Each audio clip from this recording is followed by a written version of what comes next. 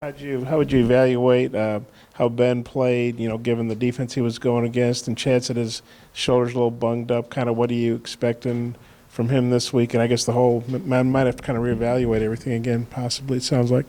Yeah, for sure. I thought he did what he could at times. I think a lot of times, he was hard to even set his feet. I thought he did a nice job of stepping up in the pocket at times. You saw him step up in the pocket. They brought pressure that he got slid and picked up, stepped up in the pocket, hit CJ for a touchdown. I think other times, he would step up in the pocket and, be getting hit right as he's throwing. So, with all that being said, I thought he played about as good as he could, considering the circumstances. And, I even asked him after the game how he felt, and he said he felt like he got hit by a car, So he showed a lot of guts, a lot of toughness standing in the pocket. He stared down the barrel, what we say all the time, standing in the pocket, and guys are blitzing at you, and they're coming, and he stood in there nice and tried to deliver the ball under pressure. So we'll reevaluate how he's feeling tomorrow at practice. If he's healthy, is he quarterback this week?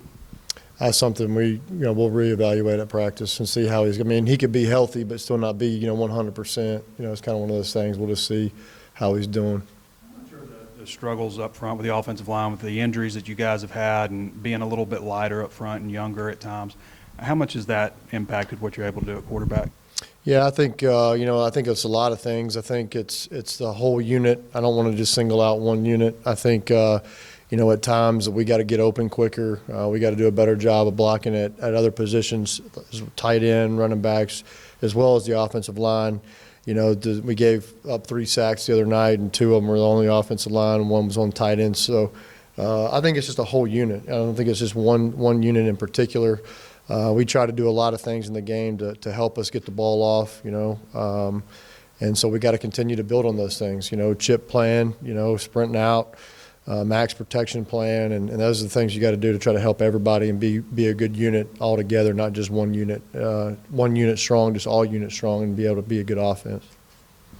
If Caps can't play with a concussion, do you Zadcock next, or do you reevaluate that as well? Yeah, we'll have to look. We're gonna try a couple things. I thought Kirby came in and did okay, did some good things in there. Got to improve a little bit on some things, but he came in and played hard, gave great effort. But we're gonna look at a couple different guys in there and just see who gives us the best chance. Joe, last year's game plan against Bama, could you maybe revisit why it was successful? And they've had a lot of personnel changes. And how do you evaluate what you need to do for this year's game too?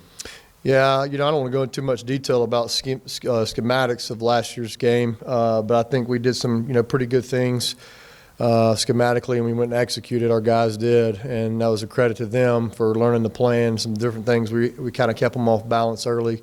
That really helped us, but I think that you can take some of that for this year as well. But they're a lot different defense in my opinion. They got a lot of young guys playing, as well as a mixture of some older guys that have played a lot of snaps for them. So I think you can take some of that, but I also think we got to look at what they're doing now and some changes that they've made and different personnel, and I think they're a little bit better on the back end this year, than last year, and so it'll be a big challenge for us. Obviously, on the road at their place at night, it'll be a big challenge for us. How much differently are you having to call a game when those two guys are in at different times? I get you have to do it based on skill set, but how much differently are you having to call the You talking games? about with the quarterback? Yeah, with the quarterbacks, with Ben versus Nick, and their abilities to be able to throw the ball in different spots on the field. Yeah, I think both guys have their set strengths and set weaknesses. One of them runs a little bit better than the other. One of them obviously has a stronger arm than the other. I think, and one of them's been in the system for a little bit longer than the other one, so you can do a little bit more. And that's kind of what last week we thought, from all the pressures that Auburn had showed on film and the different things that they were doing. I think you saw Ben, was able to understand what was coming and get his protection slid the right way in those pressure packages, not just base defense I'm talking really more so their third down sub package stuff that Ben was able to recognize and get himself protected. So each one has their set deals, and you have to play off their strengths. Well, this kind of going back home for you, where you're from. How does that feel when you go back to Alabama? You know, close to the Birmingham area and all that. Yeah, I mean, it feels good. I'll have a lot of people that I know being there. You know, we're staying in Birmingham, you know, so where I'm from. I'm actually, you know, grew up about 15 minutes from where we're staying, but, you know, it feels good to, you know, maybe see some old friends and old family members that I hadn't seen in a while. And Chad said Myron played better. How did he do out there at left tackle, and how do you feel about him? You know, if Colton can't Yeah, I go thought again? Myron came in and did a really nice job. His length really showed up, his quickness.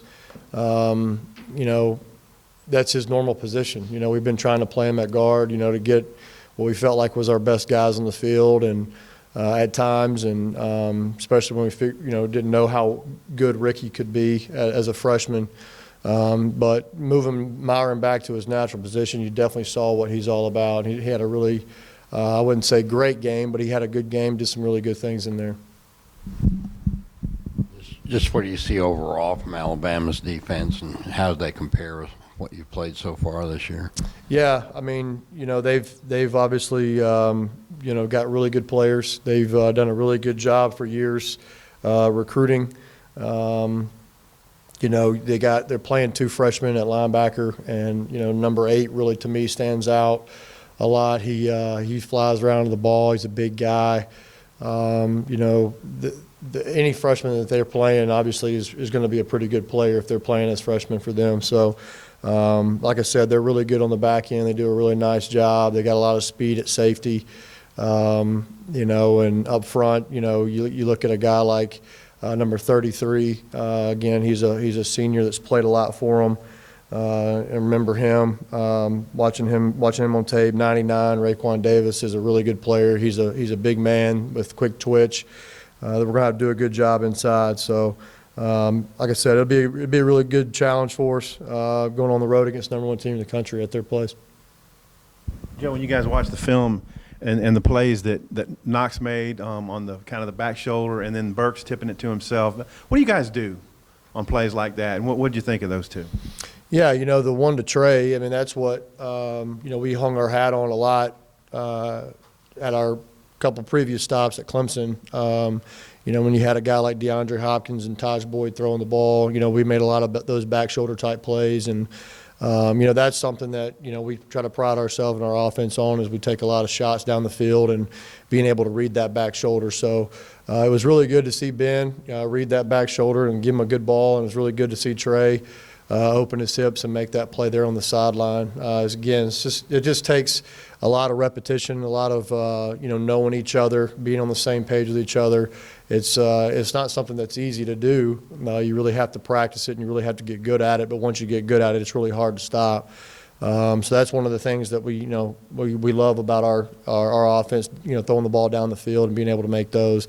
Obviously, Traylon made an unbelievable play. I'd like to say I coached him to make that play, but that's just him being a really good player. You know, he's going to be a phenomenal player, like I've said here, for years to come, and he's really starting to figure it out, and kind of, you know, the whoever we play is not too big for him. You know, the lights aren't too big for him, and you know, he wants the ball in his hand as much as we can get it to him.